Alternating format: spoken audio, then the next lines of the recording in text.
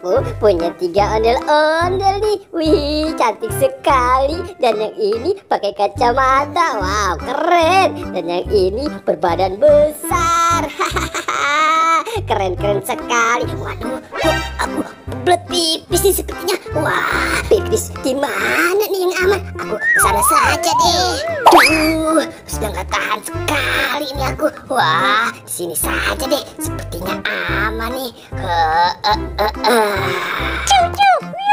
Waduh, seru banget nih main tembak-tembakan. Yeay, aku coba ke sana. Waduh, wah, itu kan banyak ondel-ondel. Hihi, wah, punya siapa nih ondel-ondelnya?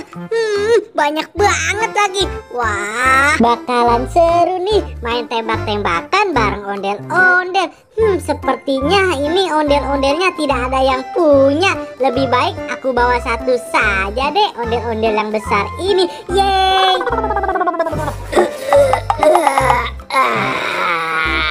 Akhirnya lega juga. Kembali lagi deh ke ondel-ondel punyaku.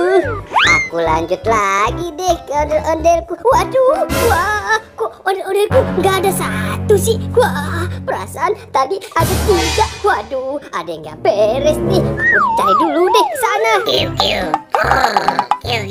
Wah, burungnya pada kemana ya? Waduh, kok ada ondel-ondel di sini? Siapa yang naruh ya? Wah, tidak ada yang punya.